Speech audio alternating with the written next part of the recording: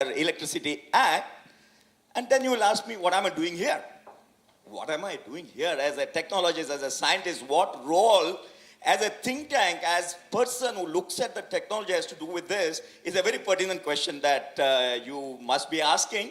And I do not know really whether I justify sitting in this panel, but I'm really concerned. I am really concerned, not from all the issues that have been talked till now, since morning, but I'm concerned about this aspect, what Mr. Mandirta talked about, energy security for this country. I was recently in the US and had a meeting with the professor, Monitz is the Secretary of Department of Energy. He said, Dr. Sonde, today if US is feeling happy, today the barrel dollars has come down to less than $50, it is 30 years of R&D which happened in the shale oil and shale gas. Do you, Dr. Sonde, have a shale gas moment in India, the wow moment in India? Depending on coal and partially on few of the other hydro and wind, do you have a wow moment? Which will make this country completely energy secured. And if the country does not look for energy security, I think we are not planning for our future. We talked about supply being access. I think supply is a throttled access, because if there was enough supply, the demand would have grown exponentially. Why DG sets are being manufactured today? 45,000 megawatts of DG sets are manufactured in this country, and do you say that we have excess supply?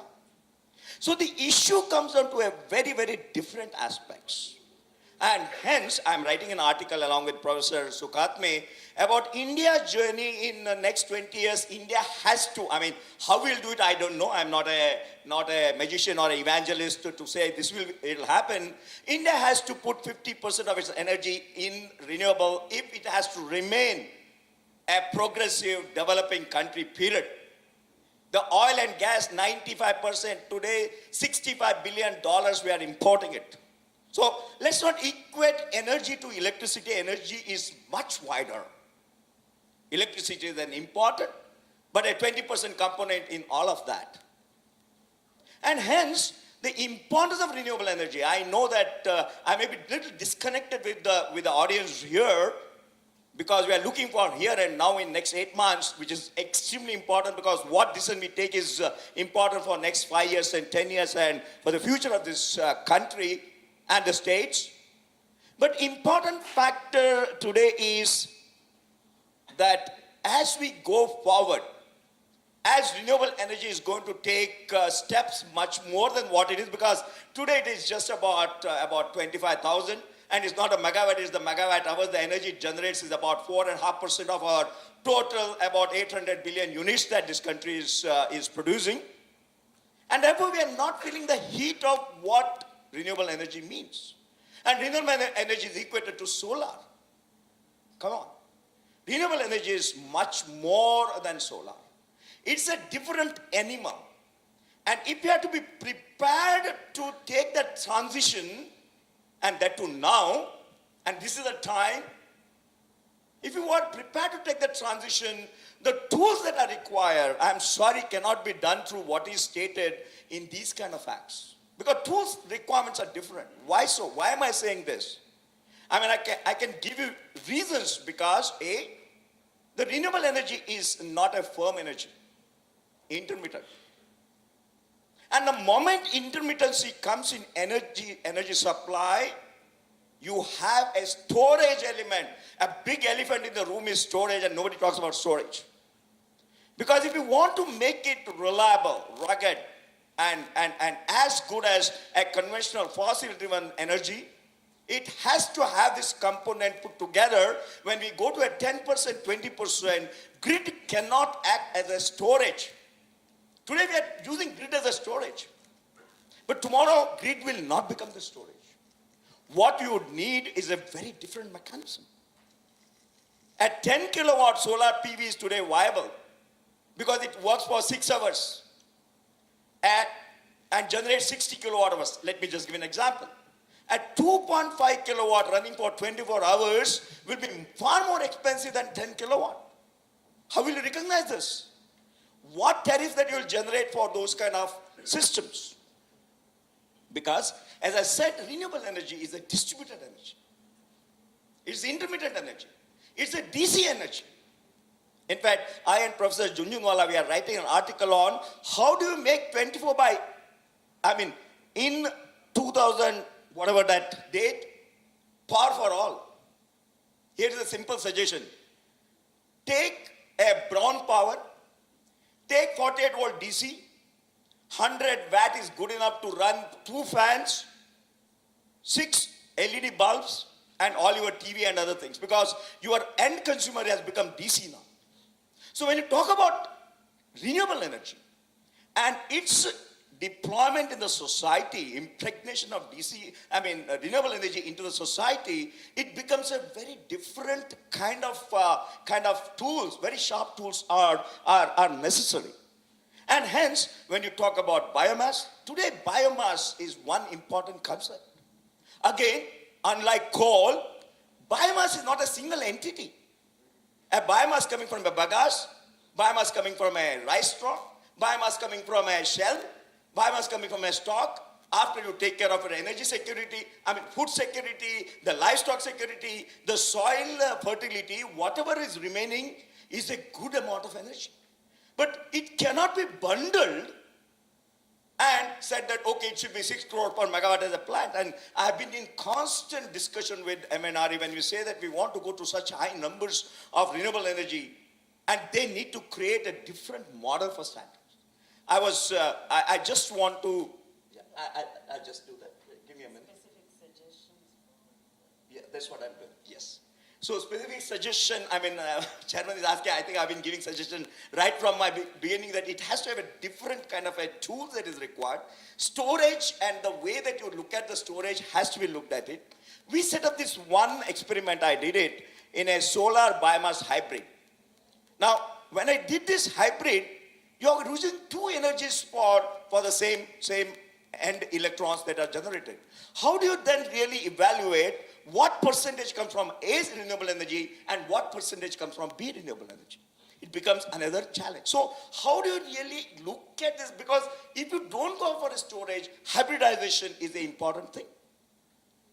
In coal-based thermal power plants, when you say that 10% you have to add renewable energy, it can be easily done at the generating station if you are able to couple at the regenerative cycle a high pressure steam so that you don't have to set up any other infrastructure for the generator or the transformer or the substation. It's a very simple, the lowest cost energy that can be integrated. But then how do you really measure that 10%? It is not that simple. Hence, when you talk about renewable energy, when you talk about the hybridized energy, when you talk about multiple sources generating multiple forms of energy. It could be electricity, it could be cooling, it could be heating, it could be kitchen gas, because we are running one more plant where kitchen gas and electricity is generated from a waste and solar.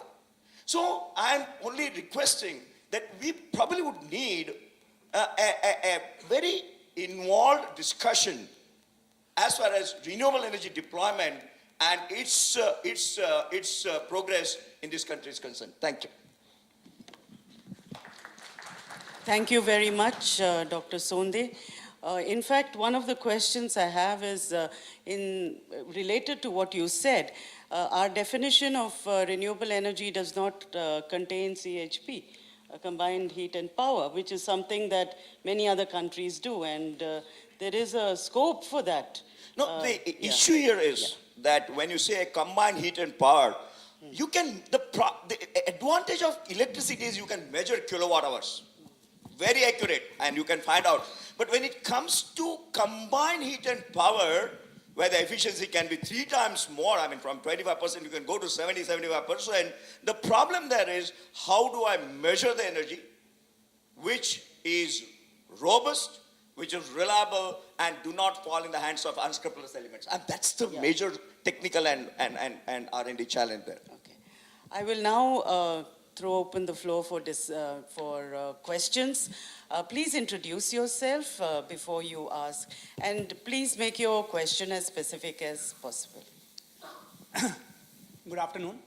I'm Vinay Pandey from Aditya Birla Management Corporation, and my question is to Mr. Balwant Singh. Balwant Joshi, sorry. This is regarding RPO part. Firstly, they are saying RGO is going to come up. We are not clear RGO is coming on generating companies, but it is applicable on CPP also. If it is applicable on CPP, then will we have both RPO and RGO? And is it for only new coming companies, or all existing companies will also have RGO? So this is on the RGO part, that one question. Number two question, you said that since the Electricity Act amendment is coming up, so High Court case and Supreme Court case will be put to rest. But even this amendment happens, then it will put all these things to rest. But when law is enacted, prospective effect happens, right? So what about the retrospective part? So like Cogen is not having RPO. So going forward, it can be on, it will have RPO. But from prospective effect, retrospective is still to be made. So I want some clarification on that. As per the current scheme of the Act, both RGO and RPO will be applicable. Okay. RGO will be applicable for the new capacity addition. My reading of the Act, and Ramanuj may correct me if I'm wrong, it will be applicable even on the generation capacity of the captive power plant. Okay. So because today there are so many variations of the captive because of the group captive and kind of definitions that we have seen, that it will not be correct to leave it outside the purview of the RGO if RGO has to come. With regard to the prospective or retrospective, I think Ramanuj is better placed than me to answer that question. Sorry, can you repeat the question?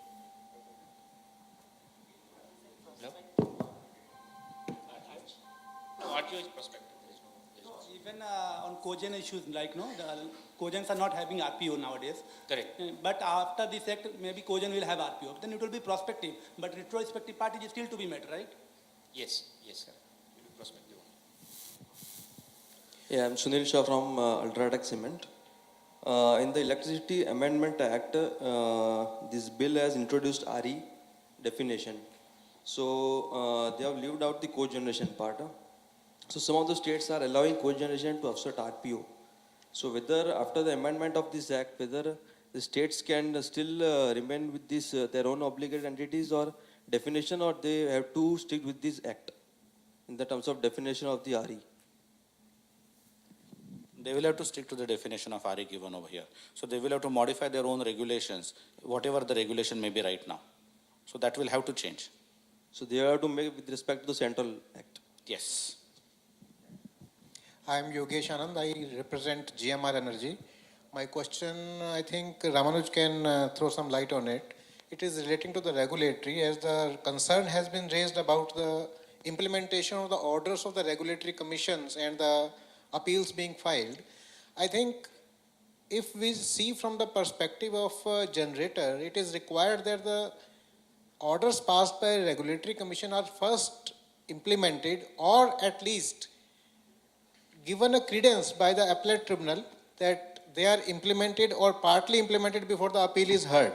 One thing. Second is the decisions of regulatory commission as well as APTEL have to be time bound so that decision is reached and matter is out of the court and implemented as such.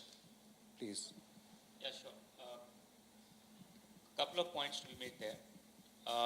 If you see 142 of the amendment bill, so now there is a proposal to introduce greater penalties for non-compliance of the orders of direction of the commission, which is like earlier it was 1 lakh and now it is 1 crore for every contravention, and then there is a daily penalty as well for continuing non-compliance. So that's on the penalty side to sort of provide a deterrence for non-compliance. But one of the points which you raised earlier in the morning by Dr. Iyengar, that people file appeals at the drop of a hat and then come before the commission saying that the matter is sub judice and let the appeal go through, and then only we will be able to comply with the order. I think that's something that needs to be addressed at the regulatory commission level itself, because in absence of a stay by the APTEL or the High Court, regulatory commission has all the powers to enforce compliance with its order. So it can, for example, it can pass a direction under 142 that I have passed an order on X date. I had given you opportunity to comply, you have not complied. Here I am passing an order under 142 that now you will be liable to penalty if you are not complying with the order, irrespective of if the appeal has been filed or not. If there is no stay, order has to be complied. And regulatory commissions have to make use of the existing provisions, including the amendment in section 142, to make sure that their orders are complied. So I think the existing mechanism, including the enhanced penalty under the amendment, is probably sufficient to make sure that their orders are complied. Sorry, you had a second part question. Yeah, on the time-bound part, there are a couple of amendments which have been suggested in the bill. One is on the tariff orders. So earlier, there was a period of 120 days within which the tariff orders has to pass. Now that's been reduced to 90 days. Now we all know that 120 days was seldom sort of adhered to in practice. Part of the reason is also because some regulatory commissions are at least not scheduling sufficient hearings or not giving sufficient time to to the applications. But second is also that at the times the applicants are also at fault in not submitting all the required information in one go or within the required timelines, and that inevitably leads to delays.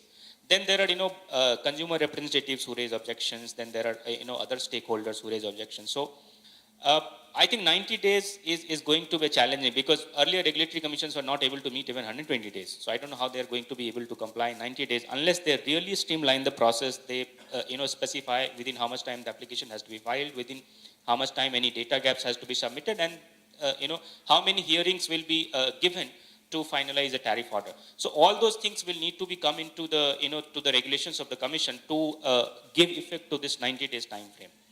The second part is on other applications where now the bill says that the commission will sort of endeavor to pass orders on all matters within 120 days. Again, that's more on a, it's not a mandatory time frame, so to say, but it's more of a guidance or an indicative time frame. Again, 120 days is going to be challenging depending on the nature of the dispute. I have not seen in my experience any dispute being decided within 120 days time frame. But again, if the regulatory commissions put their mind to it, set down timelines for each step of the of the dispute resolution process, then with the cooperation of the applicants also, it's probably achievable. I'm from Railways.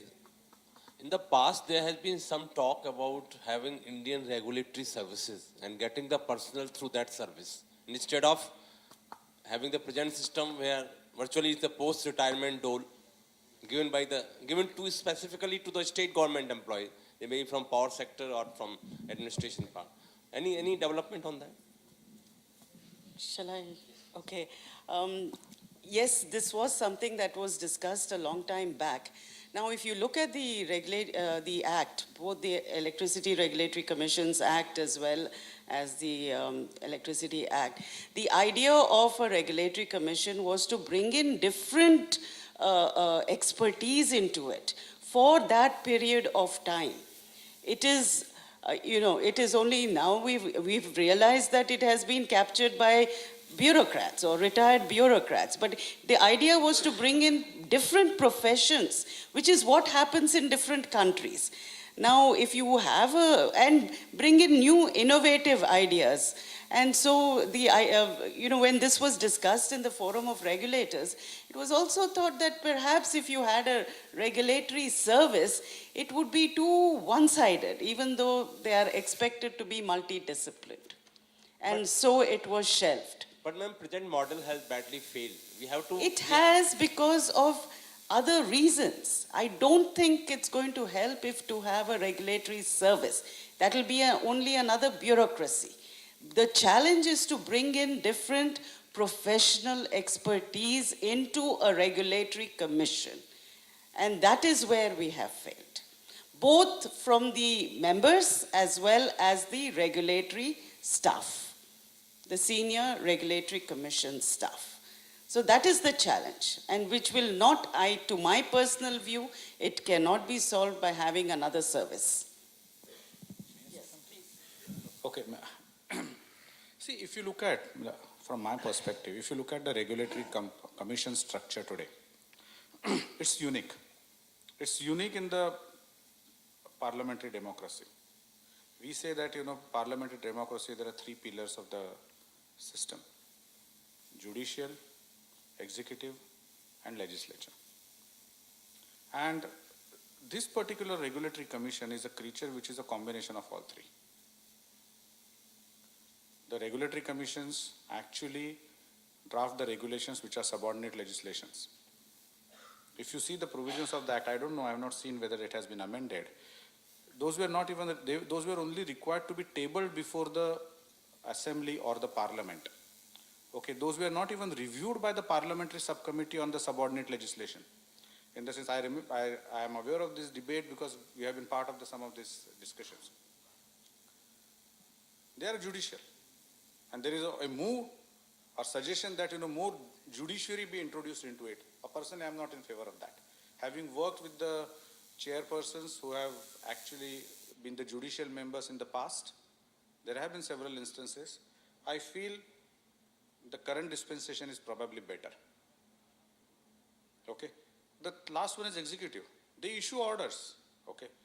And also, they are authorized or they are allowed to levy penalties. Okay. Those penalties are also collected by them. So we need to kind of break it somewhere and bring in more accountability. I don't think the regulatory service, Indian regulatory service, is a solution to this. Probably we need to bring in, again, I am not personally in favor of the current proposal wherein the forum of regulators would form a committee.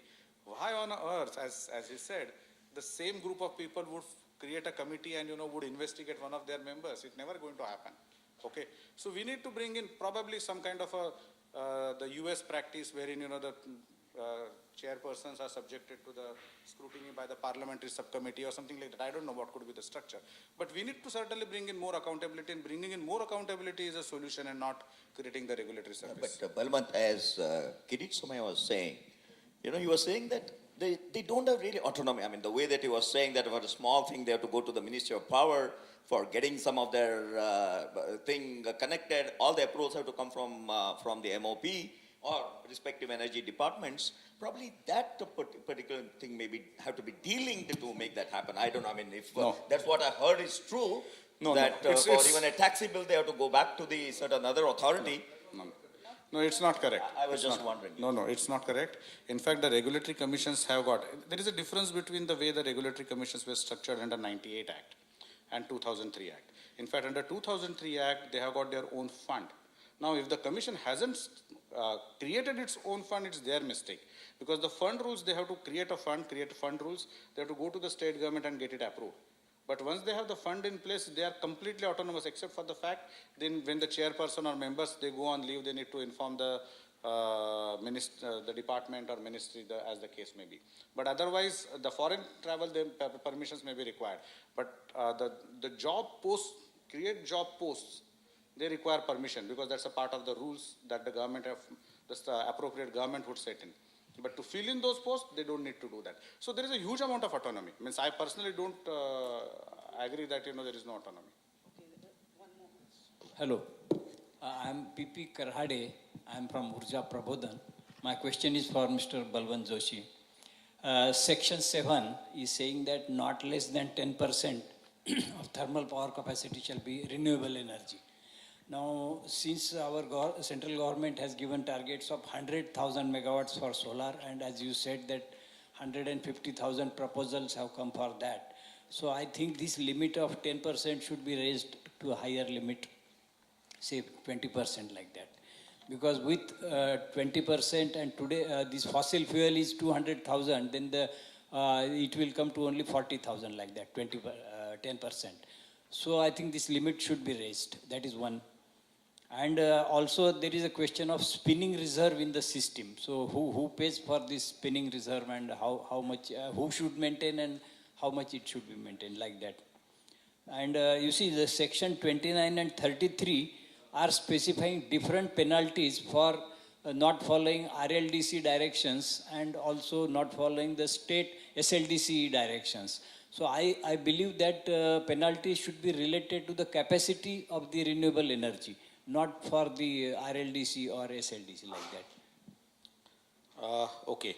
The first one, since I am not a proponent of RGO, in fact, I am saying that what is the basis for RGO? At the end of the day, the cost has to be borne by the consumer. why do you create one more set of obligations? You just, if you want more renewable energy to be procured, put directly that cost onto the distribution company or the supply licenses, as the case may be. Let the RPO be increased from 6% to 8% or 20%, whatever that number may be. What's the point in including it at the generation level again and creating additional layer? Okay. See, if you have to implement 100,000 megawatt capacity, you need specialized player who can do that kind of a capacity.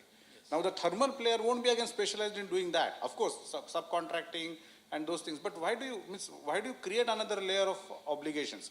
Is there any significant benefit of creating new layer of obligations? Because the kind of the mechanism, institutional setup which has to be created to monitor, it's very difficult. We haven't created an institutional mechanism for RPOs after 13 years of enactment. Okay. Only I guess, Balwant, is that because we have a thermal as a major generator, if there's a co-firing done by the waste system, I mean, municipal solid waste has got a 40 gigawatts of power. The best way to actually get this co-fire or put a solar thermal into that or wind onto the thermal power generator, it becomes that much easier for generating the renewable power at the lowest investments, because a whole lot of infrastructure is available. That could be one of the reasons that this is incorporated. I agree with you that how to measure that 10% of the energy generated coming from these sources is a technical issue, is a scientific issue which can be handled by a body of experts who can say that, okay, I can apportion this much thermal energy, this much efficiency as a part of the thermal component. I think it is entirely doable. I think I agree with Mr. Sonde that part is somehow is got missed because we are always talking about electricity, not energy. So that RGO should include such kind of energy also to take care of their obligation, not that only electricity they should generate. The other question was, I was having in mind that in our case only, our regulators are barred from taking any project or any service after their tenure is over. And that is causing a problem that most of our regulators join this service only after retiring from their normal service. And no young person would join this service because they see this is at the end of the career. Because you cannot work outside for 2 years. So that bar has actually caused a lot of damage to the regulatory service itself. Because if you go to any other country in the world, the people join regulatory service at the young level also, at 50 or 45, after attaining quite experience. But here, our people join only after 60, when they have actually exhausted all other areas of work, and then only they join the military. So the cooling time, should that be our request? I think. Sanctity of the post here. Yes. It's quite judicial. If you want to favor someone and rejoin them after your expiry of tenure, that would be questionable.